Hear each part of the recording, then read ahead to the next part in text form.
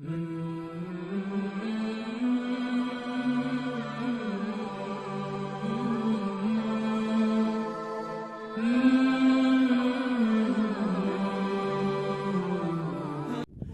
آخرت انسان کے سامنے نہیں ہے. آج ایک دیکھنے والوں کو اسے تصور کی نگاہ سے دیکھنا پڑتا ہے. اس لیے جو شخص آخرت کے معاملے میں سنجیدہ نہیں ہو اسے آخرت بہت دور کی چیز معلوم ہوگی. مگر جب آخرت سب سے بڑی حقیقت کی حیثیت سے انسان کے اوپر ٹوٹ پڑے گی اور وہ اسے اس کی تمام سنگینیوں کے ساتھ اپنی آنکھ سے دیکھنے لگے گا، اس وقت وہ اپنی موجودہ سرکشی کو بھول جائے گا.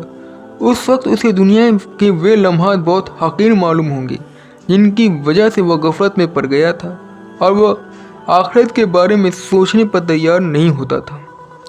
آخرت کسی اجنبی دنیا میں واقع نہیں ہوگی بلکہ ہماری جانی پہچانی دنیا میں واقع ہوگی. وہاں آدمی اپنے آپ کو اسی ماحول میں پائے گا جس ماحول میں اس نے اس سے پہلے حق کا انکار کیا تھا. وہ اپنے آپ کو انہی لوگوں کے درمیان دیکھے گا جن کے بل پر وہ سرکشی کرتا تھا، مگر اس دن وہ لوگ اس کے کچھ کام نہیں آئیں گے. اس وقت ہر بات اس کے ذہن میں اس طرح تازہ ہوگی جیسے اس پر کوئی مدت گزری ہی نہیں. داعی اور مدعو کا معاملہ آسمان کے نیچے پیش آنے والی تمام معاملات میں سب سے زیادہ نازک معاملہ ہے. داعی اگر فی الواقع حق کو لے کر اٹھا ہے تو اس دنیا میں اللہ کا نمائندہ ہے.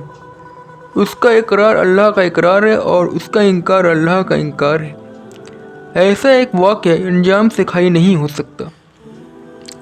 حق کے داعی کے ظہور کے بعد لازماً ایسا ہوتا ہے کہ اس کی زبان سے جاری ہونے والی ربانی کلام کے سامنے تمام لوگ بے دلیل ہو کر رہ جاتے ہیں. یہ باطل کے اوپر حق کی پہلی فتح ہے. دوسری فتح آخرت میں ہوگی جبکہ اس کے مخالفین اللہ کے اذن سے اس کے مقابلے میں بے زور ہو کر رہ جائیں گے. پہلا واقعہ لازمی طور پر اسی دنیا میں پیش آتا ہے اور دوسرا واقعہ پہ جزئی طور پر موجودہ دنیا میں ظاہر ہوتا ہے اگر اللہ اسے موجودہ دنیا میں ظاہر کرنا چاہے. یہ معاملہ ہر گروہ کے ساتھ پیش آنا لازمی ہے جبکہ وہ براہ راست اللہ کے سامنے کھڑا ہونے سے پہلے موجودہ دنیا میں بالواسطہ طور پر اللہ کے نمائندے کے سامنے کھڑا کیا جائے. اس طرح اللہ دیکھتا ہے کہ کون ہے جو اس وقت اپنے آپ کو اللہ کے حوالے کر دیتا ہے جبکہ اللہ ابھی غیب میں ہے، اور کون ہے جو ایسا نہیں کرتا. پہلے قسم کے لوگوں کے لیے جنت ہے اور دوسرے قسم کے لوگوں کے لیے دوزخ.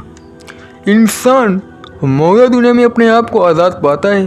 وہ بظاہر دیکھتا ہے کہ وہ جو چاہے کرے، اسے کوئی پکڑنے والا نہیں، کوئی اسے سزا دینے والا نہیں. یہ صورتحال اسے بڑھاوے میں ڈال دیتی ہے، یہاں تک کہ اللہ کا داعی جب اسے اس کے عمل کے انجام سے ڈراتا ہے تو وہ اللہ کا داعی کا مذاق اڑانے لگتا ہے.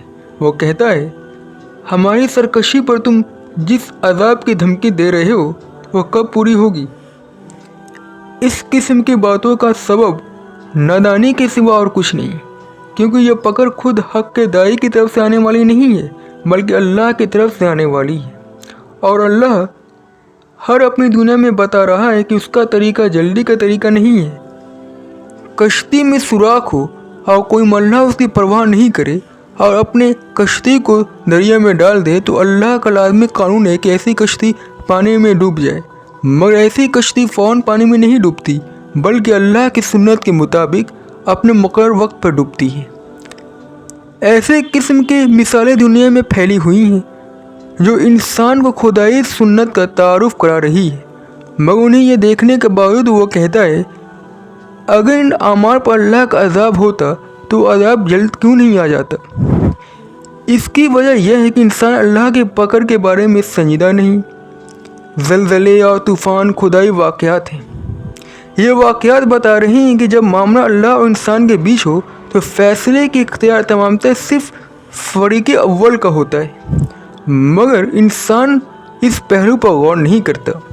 وہ صرف یہ دیکھتا ہے کہ اللہ کا قانون صرف حرکت میں نہیں آ رہا ہے اور چونکہ وہ فوراً حرکت میں نہیں آتا اس لیے وہ غفلت میں رہتا ہے. مگر جب اللہ کا فیصلہ آئے گا تو اس وقت انسان اپنے آپ کو بے بس پا کر سب کچھ مان لے گا. حالانکہ اس وقت کا ماننا کچھ کام نہیں آئے گا کیونکہ وہ عمل کا انجام پانے کا وقت ہوگا، نہ کہ عمل کرنے کا۔